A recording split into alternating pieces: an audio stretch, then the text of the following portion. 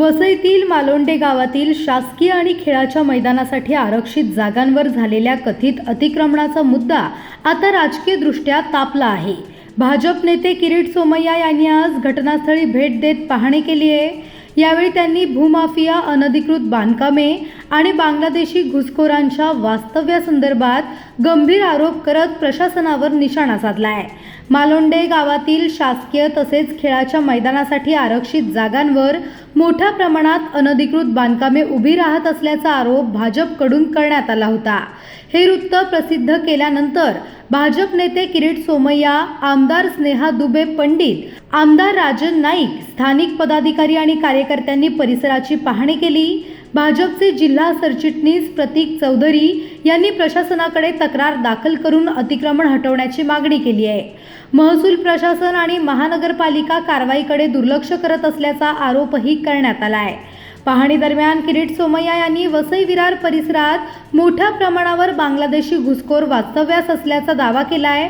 काही ठिकाणी सरकारी जमिनींवर बेकायदेशीर बांधकामे सुरू असून एका इमारतीचा 6वा मजलाही अनधिकृतपणे उभारला जात असल्याचा आरोप त्यांनी केला आहे।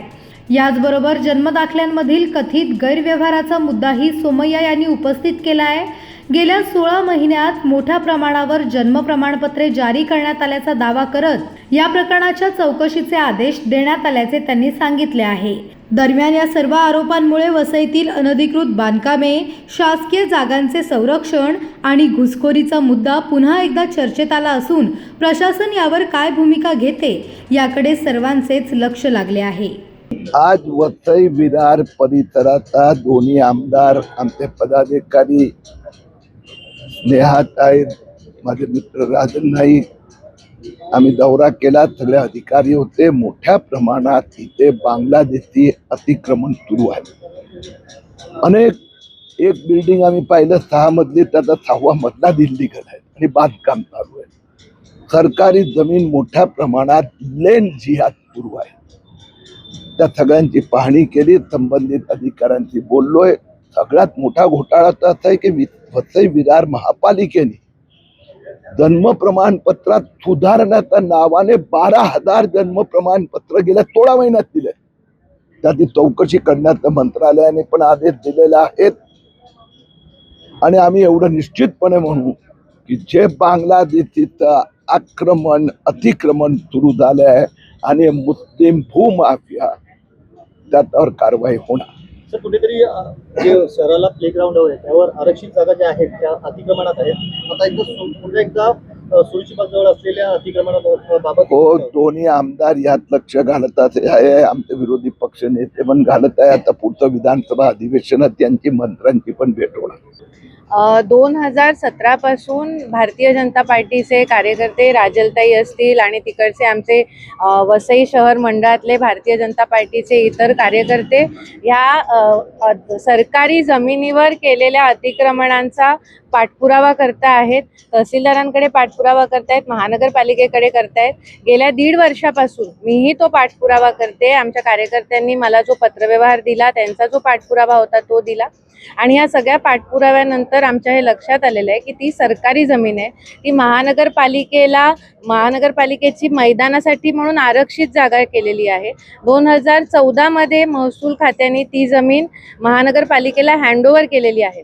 आता इथे गेल्या महिन्याभरामध्ये महसूल विभागाने अनेक वेगवेगळ्या चांगले GR केलेले आहेत, नवीन नियम केले। सन्माननीय महसूल मंत्री बावनकुळे साहेब यांनी एका नवीन GR मार्फत हे सुचवण्यात आलेलं आहे की ज्या जमिनी महसूलच्या जमिनी ज्या महानगरपालिकांना दिल्या गेल्या होत्या त्याचा उपयोग त्याच कामासाठी झालेला आहे का, ह्याचा एक अहवाल तयार करा। जर त्या कामासाठी झाला नसेल, त्या जागांवरती अतिक्रमण झालं असेल, तर त्या जागा त्या स्थानिक प्राधिकरणांकडून परत महसूल विभागाने त्या जागा परत घ्यायच्या आहेत आणि ही सगळी प्रक्रिया सुरू आहे। मी सन्माननीय महसूल मंत्री बावनकुळे साहेब यांना गेल्याच आठवड्यामध्ये पत्र दिलं आहे। त्याचं त्यांनी रिमार्क करून कलेक्टर साहेब महोदयांना पण ते पत्र दिलेलं आहे की वसई तालुक्यातल्या अशा अनेक महसूलच्या जमिनी आहेत ज्यांचा आगाऊ ताबा हा महानगरपालिकेला दिलेला आहे, परंतु त्याचं सातबाऱ्यावरती अजूनही महसूलचंच नाव आहे। तर अशा जमिनींचा आढावा घेऊन त्या जमिनी परत महसूल विभागाने घ्यावा। त्यामधलीच ही जी सर्वे नंबर 39 आणि सर्वे नंबर 69 ची जागा आहे ती आहे. मैदानाचं आरक्षण आहे आणि ह्या जागेवरती आज किरीटभाईंना आम्ही घेऊन, कारण की किरीटभाई तुम्हाला माहितीच असेल की संपूर्ण महाराष्ट्रभरामध्ये बांगलादेशी रोहिंग्यांच्या विरोधात ज्यांनी आवाज उठवलेला आहे, जन्मपत्र घोटाळ्यांच्या बाबतीत ज्यांनी आवाज उठवलेला आहे, अनधिकृत बांधकाम लँड जिहाद या बाबतीत ज्यांनी आवाज उठवलाय ते आमचे नेते किरीटभाई यांना आम्ही विनंती केली की त्यांनी इथे येऊन आम्हाला पाठबळ द्यावं, जेणेकरून आमच्या पाठीशी किरीटभाई आणि आमचं शासन असेल तर प्रशासनाला आम्ही पाठपुरावा करून ही कारवाई करू शकू. आणि त्याप्रमाणे माझ्या विनंतीवरून किरीटभाई आज इथे आले. गेल्या आठवड्यामध्ये काही पत्रकारांनी वसईला, त्यामध्ये नवराष्ट्र असेल, न्यूज 18 असेल, काही लोकल इथले पत्रकार आहेत, त्या सगळ्यांनी मिळून एक इकडे बातमी केली होती आणि ती बातमी सुद्धा आम्ही किरीटभाईंना पाठवली की अशा प्रकारचं हे चालू आहे काम. आणि या सगळ्याची दखल घेऊन आज किरीटभाई इथे आले. त्यांनी पाचूबंदर ची सरकारी जमीन सर्वे नंबर 80 MG परुळेकरच्या पाठीमागे एकचोटी गावाजवळची मँग्रुव्ज कापून जिथे अतिक्रमण झालंय ती जमीन, मैदानाचे आरक्षण असलेली सरकारी जमीन, ह्या सगळ्या जमिनींचा आम्ही पाहणी केलेली आहे. गास टाकीपाडा जिथे मोठ्या प्रमाणामध्ये अनधिकृत बांधकाम झालेलं आहे आणि तिथे स्थानिकांचा असा आरोप आहे की तिथे मोठ्या प्रमाणात बांगलादेशी तिथे राहत आहेत. तर ह्या सगळ्या गोष्टींचा किरीटभाईंनी पाहणी केलेली आहे आणि संबंधित अधिकाऱ्यांना कारवाईच्या तशा सूचनाही केलेल्या आहेत. या ठिकाणी अतिक्रमण जे आहे त्याच्यावर थोडं कारवाई कधीपर्यंत होण्याची शक्यता आहे? काय आश्वासन दिले आहे का प्रशासनाने? किरीटभाईंनी आणि मी सुद्धा प्रशासनाला आम्ही सूचना केलेल्या आहेत की लवकरात लवकर ह्याच्यावर कारवाई व्हावी. त्या प्रकारे महानगरपालिकेला सुद्धा आता आजच्या पाहणीच्या दौऱ्याच्या निमित्ताने महानगरपालिकेला आणि महसूल विभागाला माझाही पत्रव्यवहार राहील, माझाही पाठपुरावा राहील आणि माझी सगळ्यांना विनंती आहे वसईतल्या नागरिकांना की ह्या अनधिकृत बांधकामांबद्दल आपल्याला जागृत राहिलं पाहिजे. जर आपल्याला वसई स्वच्छ आणि सुंदर ठेवायची आहे तर ते काम आपलं प्रत्येकाचं आहे. सगळ्यांनी सजग राहा, जागृत राहा आणि आम्ही जेव्हा स्टँड घेऊ तेव्हा आमच्या पाठीशी राहा.